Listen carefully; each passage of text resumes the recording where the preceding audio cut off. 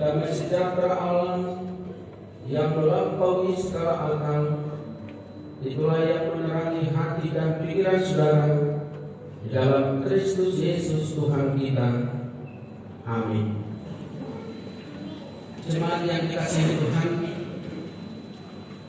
firman Tuhan yang menjadi khotbah di minggu kita hari ini yang tertulis di dalam Yakobus pasal 5 ayat 7 sampai ayat 11. Saya akan bacakan, marilah kita ikuti bersama-sama.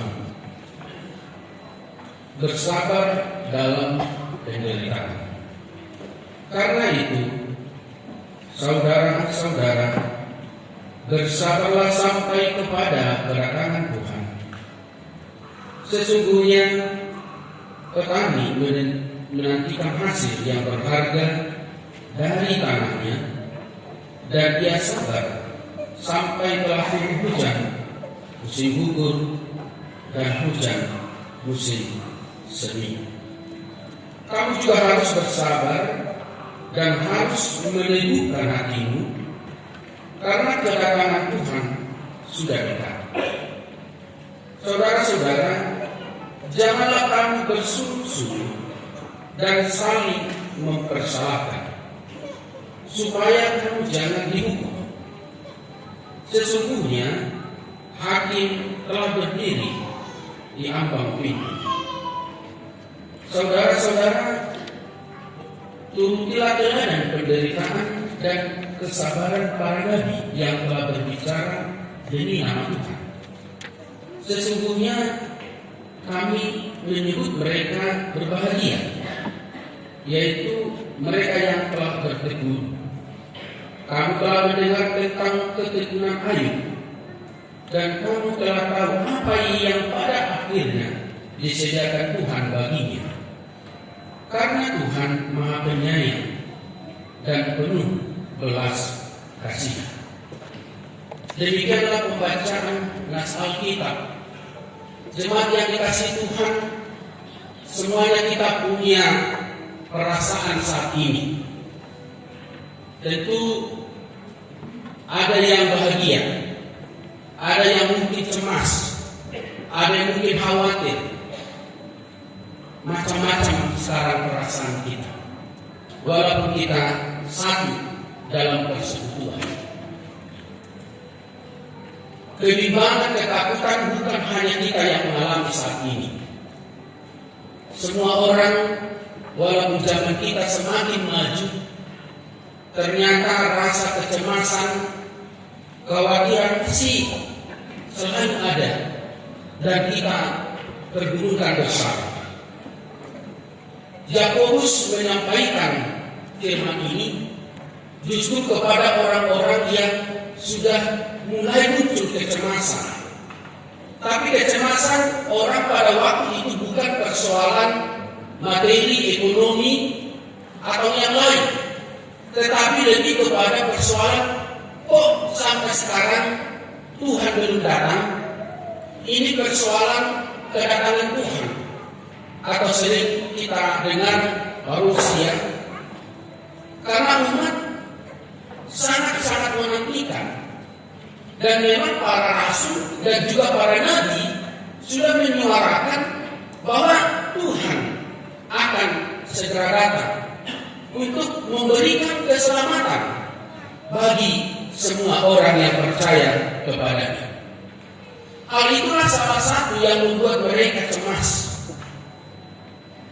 Namun Yakobus menyampaikan perkataan ini, sabarlah dan bertekun.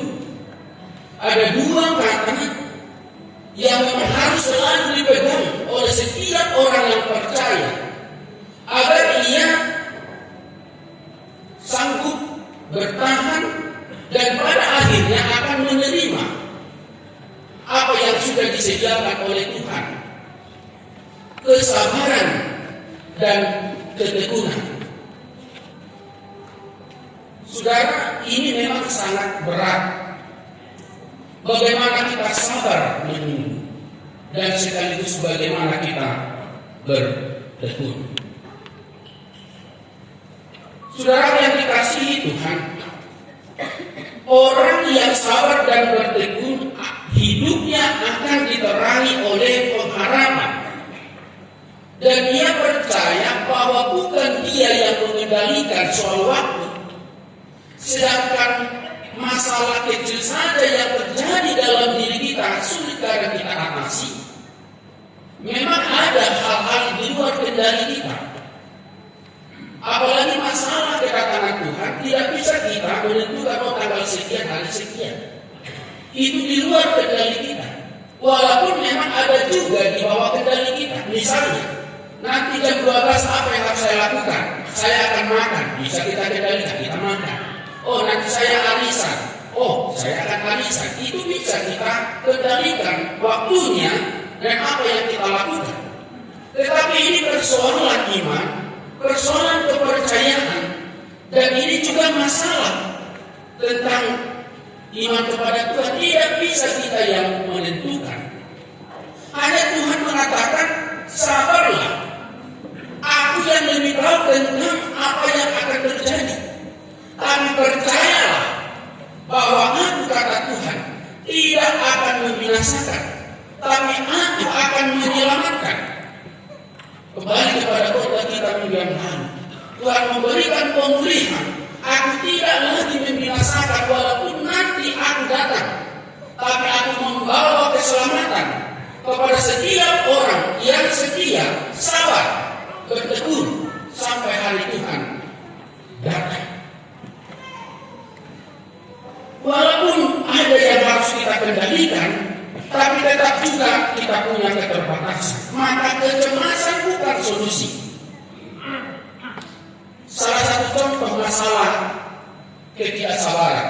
Kalau misalnya pas kita jalan kaki di tengah jalan, kemungkinan ada di situ air terpencik oleh mobil mungkin ke baju kita. Mungkin ada lumpur sedikit noda terkena kita di baju kita. Kalau kita tidak sabar, kan langsung kita gosok-gosok dia. Noda yang terpercik di baju kita gosok-gosok. Pada saat kita kena, kita gosok, dia kan semakin melebar kotorannya. Tapi biarkan aja dulu sampai agak kering.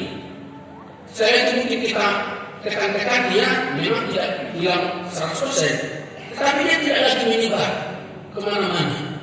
Jadi, satu contoh, kesabaran itu bukan memang menyelesaikan semua masalah, tetapi tidak memperlebar masalah yang akan menjadikan kita akan semakin jauh dari Tuhan. Dan kecemasan itu akan selalu mengurangi jiwa yang bersyukur. Itu akan melemahkan semua apa yang ada dalam diri kita ini, sehingga kita jauh dari Tuhan. Maka bersabar bukan berarti kita tidak berbuat, tetapi sabar menunggu dan tetap melakukan sesuatu. Di dalam nas ini dicontohkan dengan seorang petani. Apakah boleh petani memaksakan saat ini ditanam? Oh, besok kau harus bertumbuh ya, berbuah ya. Kalau kau tidak berbuah, awas. Mau apapun yang dikatakan petani, namanya tanaman, dia secara alami ada waktunya, ada masanya. Setelah ada nanti saatnya, dia akan tumbuh, dan pada saatnya juga dia akan menghasilkan buah. Soal waktu boleh diprediksi. Oh, mungkin sekian bulan lagi saya akan panen. Boleh saja, tetapi semua ada masanya. Itulah yang diajarkan oleh kita bagi kita. Segala sesuatu ada masa. Mungkin ada saat kita merasa cemas, tapi jangan terlama-lama di dalam kecemasan. Atau mungkin juga kita sedang bersuka cita, jangan juga lupa untuk bersyukur. Karena juga ada tantangan bagi orang yang mungkin merasa diberkati, merasa memperoleh, merasa berhasil. Sebenarnya juga ada tantangannya. Karena orang bisa jadi kalau memang dia tidak mensyukuri kebahagiaan atau keberhasilannya. Saudaraku, semua ada masanya. Dan kita juga orang tua sering menasihati anak. Sabar anakmu, ada masanya.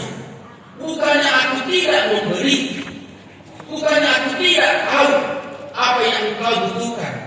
Tetapi percayalah, ada masanya. Mungkin si A akan mengatakan, oke Pak, maaf, saya sabar menunggu. Tapi mungkin yang satu lagi, kamu orang tua yang kejam, tidak peduli anak. Kira-kira anak yang bagaimanakah yang disebut menjadi anak yang baik? Kalau si B yang tadi mengatakan, kamu seperti ini, kamu disalahkan orang tuanya. Saat itulah mulai tumbuh kebencian. Saat itulah tumbuh benih-benih yang tidak baik dalam otaknya. Dan lama-kelamaan itu akan merusak jiwanya. Tapi anak yang pertama tadi, saya sabar, saya menunggu, dia akan selalu memberikan yang baik sama orang tuanya. Bukan mau menyogok, tetapi dia menantikan sesuatu yang dia inginkan. Dan dia selalu sayang, berbuat baik kepada orang tua. Artinya selalu ada dampak dari setiap pikiran dan juga tindakan kita. Kalau kita memikirkan hal yang buruk, atau mungkin mempersoalkan para rasul, para rasul mengatakan Tuhan segera datang, kok sampai sekarang tidak datang? Atau ditutup, Tuhan, kau mengatakan kau segera datang, kok sampai sekarang kau tidak datang? Mau bagaimanapun cara kita, kalau karena itu adalah hak prerogatifnya Allah, tidak bisa kita paksakan sesuai dengan keinginan kita. Sama seperti anak tadi, karena orang tuanya punya hak prerogatif tentang apa yang dia berikan kepada anaknya. Apapun yang dikatakan anak, karena seorang tua mengatakan sabar. Bapak Ibu Saudara yang dikasihi Kristus, setiap yang kita pikirkan dan yang kita putuskan pasti ada dampaknya. Karena itu kesabaran dan ketekunan akan dampaknya menjadi baik. Kita semakin bergairah, semakin bersemangat di dalam memuji dan memuliakan Tuhan. Karena kita percaya Tuhan pasti akan memberikannya sesuai dengan waktu yang telah ditentukan oleh Tuhan. Saudaraku, Yakobus melihat bahwa ternyata kegelisahan ini harus cepat dijawab. Karena lama-kelamaan ini akan menggerogoti dirinya dan juga akan menggerogoti orang lain. Karena dampak yang buruk yang bisa ditimbulkan dari sikap dan tindakannya. Ketika orang tidak sabar, seringkali juga akan bersungguh-sungguh dipersalahkan. Amanginan mungkin ya di dalam kehidupan kita atau di dalam kehidupan keluarga ini sering terjadi. Oh, kenapa ini bisa seperti ini? Oh, itu kan salah kamu. Oh, enggak, itu salah kamu. Saling menyalahkan. Bisakah kita bayangkan? Ketika kita saling menyalahkan, tidak ada hal yang akan baik lahir dari sikap yang mempersalahkan. Ketika saling mempersalahkan, apa yang timbul? Terjadilah kerenggangan. Kenapa tidak seperti ini? Itu salah. Atau yang lebih parah lagi, masa situasi itu dipersalahkan. Namun yang baik adalah biarlah semuanya, mari kita sama-sama sabar. Kalaupun ini sedang terjadi, kita sabar. Orang yang sabar akan terbuka hatinya untuk selalu berdoa. Orang yang selalu berdoa kepada Tuhan akan semakin terbuka hatinya untuk berpengharapan. Dan orang yang berpengharapan itulah orang yang beriman. Jadi selalu ada dampak yang positif, yang baik ketika kita memilih hal yang positif pada awalnya. Tapi ketika kita memilih yang negatif di awalnya, akan semakin banyak hal-hal hal negatif bermunculan tanpa kita sadari. Karena itu kesabaran ini adalah buah dari iman. Kesabaran ini adalah kualitas iman kita. Sabar. Karena apa? Karena waktunya ada. Namun ketika orang sedang mengalami penderitaan, seringkali ia ingin secepatnya keluar dari penderitaan manusiawi. Tetapi terkadang tidak seperti itu. Dicontohkan tentang Ayub. Belajarlah, teladanilah para nabi. Apa yang kita belajar? Yang belajar dari Ayub adalah soal ketekunan. Kalau tadi tentang kesabaran digambarkan kepada seorang petani, sekarang kepada ketekunan digambarkan kepada Ayub. Kita tahu semua bagaimana Ayub. Dia hidup nyaman, kaya, tapi diuji. Sahabatnya, istrinya mempersalahkan dia soal imannya kepada Tuhan, soal ketekunannya. Tetapi dia tidak begitu memperdulikan semua apa yang dikatakan orang, tapi dia fokus kepada Tuhan. Itulah soal imannya. Maka apa yang disediakan Tuhan pada akhirnya kepada Ayub? Akhirnya dia mendapatkan 2 kali lipat dari apa yang sebelumnya. Dia menjadi keluarga yang berbahagia karena anak-anaknya lahir kembali yang lebih cantik-cantik. Artinya pada akhirnya ada hal yang lebih besar di luar dari pikirannya. Itulah buah dari ketekunan. Karena itu Bapak Ibu Saudaraku, hidup kita adalah hidup yang belajar. Tidak ada kita yang tamat dalam hidup ini.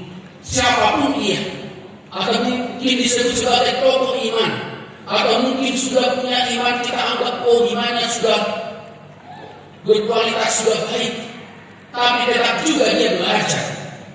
Semua belajar. Ketika kita menderita, berarti artinya kita sedang belajar bagaimana untuk bertahan. Bertahan saja. Mungkin tidak bisa menghasilkan sesuatu, hanya bertahan saja cukup. Tidak mungkin bisa merebut karena memang keterbatasan, tapi cukup hanya bertahan saja. Belajar untuk bertahan. Namun ketika kita juga sukses, berhasil, itu juga artinya adalah kita sedang belajar bagaimana kita bersyukur. Belajar bersyukur. Oh, terima kasih Tuhan, aku bisa seperti ini. Ini karena Engkau memberkati aku. Inilah hasil dari belajarku. Karena aku belajar bagaimana bersyukur. Tetapi sebaliknya, sungut-sungut itu artinya kita tidak mau belajar. Apalagi mempersalahkan, itu akan membuat orang semakin jauh dari kebahagiaan. Maka saudaraku, adakah yang kita hasilkan dari sungguh-sungguh? Kita yang menjawab.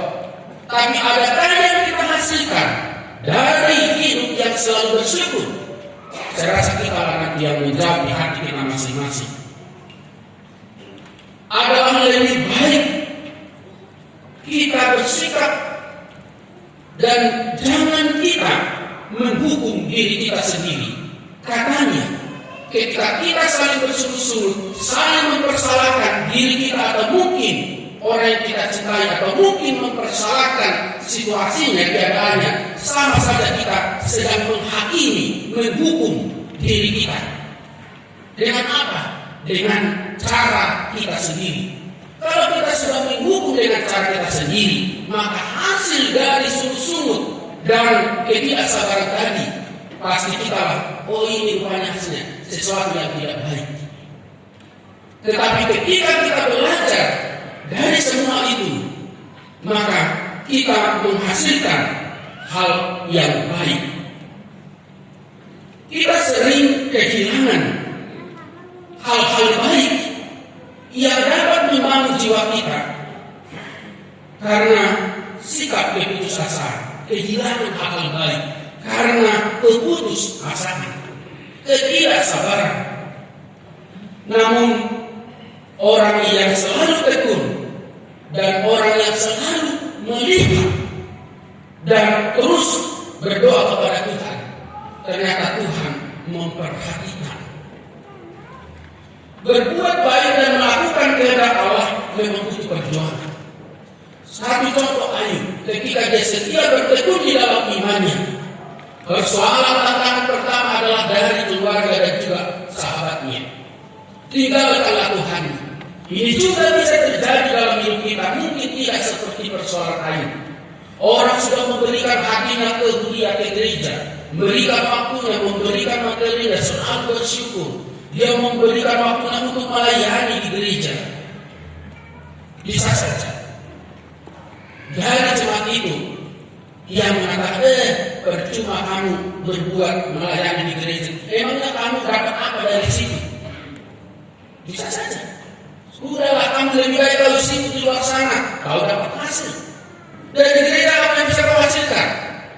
Malah kau nanti yang berkorban, memberikan uang pula, memberikan waktu pula. Kan ini tantangan juga. Tetapi belajar kita dari itu.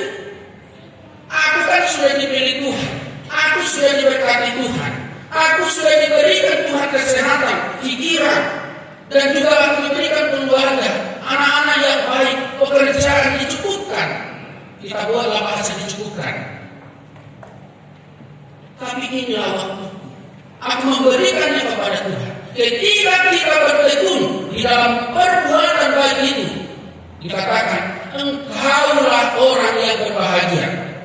Mungkin orang lain tidak bisa mengatakan engkau berbahagia, tetapi dikatakan kami mengatakan mereka lah yang berbahagia, yang dicontohkan tadi dengan Ayub. Kebahagiaan bukan karena orang lain, tapi kebahagiaan adalah terletak dalam diri kita, penghayatan kita kepada iman kepada Tuhan, hubungan kita dengan Tuhan. Disitulah kita menemukan kebahagiaan yang sejati. Karena tetaplah bertekun, jangan terlalu banyak merespon perkataan-perkataan orang lain, tetapi biarlah engkau selalu merespon kebaikan-kebaikan Tuhan yang dilakukan terhadap hidupmu. Engkau berbuat baik bukan untuk menyenangkan hati manusia, tetapi adalah untuk menyenangkan hati Tuhan. Bapak Ibu Saudaraku, saat kita sekarang ini adalah saat penantian akan kedatangan Yesus. Itulah masa kita sekarang. Masa kedatangan sudah, masa pelayanan Yesus di dunia sudah, masa Yesus sudah naik ke surga sudah. Tinggal satu lagi masa yang kita tunggu. Itulah masa Yesus datang kedua kali. Setelah itu tidak ada lagi. Itulah kita. Karena itu dikatakan ada 3 yang sangat penting selagi kita menantikan Tuhan. Yang pertama, waspadalah. Perlu kewaspadaan. Walaupun kita mungkin sudah berbuat baik, kita sudah merasa nyaman, tapi waspadalah. Karena dunia ini tidak selalu menyukai kita. Baru yang kedua, berjaga-jaga. Dan yang ketiga adalah tetaplah berbuat baik, melakukan kehendak Allah. Di masa penantian ini, ada orang yang tidak sabar, ada orang mungkin menjadi tidak percaya lagi. Oh, dari dulu sudah dikatakan langsung Yesus datang, sampai sekarang tidak datang. Banyak orang berdebat, atau kita bisa saksikan di media kita. Kalau ada orang tanggal sekian hari sekian Tuhan datang, jual semua hartamu. Tak pernah terjadi kan? Dijual semua hartanya, dikasih sama pendetanya. Ayo kita, kalau nggak salah kami di daerah Bogor sana ya, Puncak sana, Puncak. Sini kita berkumpul, mual, bantuan kamu, kasih ke saya, dikasih semua. Tunggu berdoa selama cukup. Mana Tuhannya? Dia belum datang katanya. Jadi gimana? Dia udah datang katanya. Ternyata sesat. Kan dihukum dia kan? Kita nggak nyebut nama ya. Artinya Bapak itu sudah ngaku. Bukan hanya soal perdebatan, bukan soal pendapat pribadi, bukan soal teologi. Oh, tanggal sekian, tanggal sekian. Itu bukan urusan kita. Yang urusan kita adalah kita urus. Yang urusan Tuhan, urusan Tuhan. Kapan urusan Tuhan terlalu kita urusin? Urusan kita sendiri pun kita tidak urusin. Tuhan sudah kata, urusannya adalah sabar, bertekun, berbuat baik. Aku pasti akan. Tapi kita katakan, oh enggak. Urusan ini kita urusin waktunya Tuhan.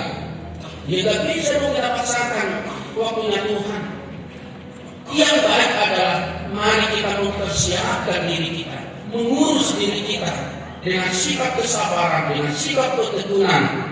Soal apa yang sudah disediakan Tuhan, Yesus telah berjanji pada saat dia naik ke surga. Engkau saudara lihat aku naik ke surga. Aku akan datang untuk menghakimi orang hidup dan yang mati. Aku akan datang membawa keselamatan, menyediakan tempat di surga. Dan di surga banyak tempat tinggal. Artinya Tuhan telah sediakan. Dia datang membawa kita orang-orang yang percaya kepadanya. Karena itu Bapak Ibu Saudaraku, marilah kita bekerja dan tetap tekun berbuat baik. Bukan soal waktu, tetapi kesiapsediaan. Ujian iman selalu terjadi. Karena itu, tetaplah teguhkan imanmu. Tetaplah berdoa, bertekun, dan meninggalkanlah ke Tuhan. Memberikan hati kepada Tuhan. Maka disitulah kita akan kuat, bisa bertahan setia kita sampai pada akhirnya. Dan kita dapat berbuat baik. Karena itu, sebagaimana topik minggu kita adalah sabar dan bertekunlah melakukan kehendak Allah. Semoga Tuhan membimbing dan menyertai kita. Tuhan memberkati. Amin. Kita berdoa. Kami bersyukur ya Tuhan atas firman-Mu, mengajarkan kami untuk sabar dan bertekun menantikan Tuhan yang akan datang. Kiranya kami selalu siap sedia melakukan kehendak Tuhan, berbuat baik, sehingga kami Tuhan boleh tetap berpengharapan. Kami jauh dari sudut-sudut, kami bertekun sebab Tuhan telah menyediakan keselamatan bagi kami. Tuhan, kami masih tetap berjuang. Kami sedang diuji tengah-tengah dunia ini, tetapi kami akan menang karena Tuhan sumber kekuatan bagi kami. Lindungilah kami Tuhan, dan jagailah kami dari segala godaan dunia ini yang membuat kami cemas, khawatir. Tetapi biarlah Roh Tuhan yang membimbing, menguatkan, sehingga kami Tuhan tetap sabar dan tekun menantikan Engkau yang segera akan datang.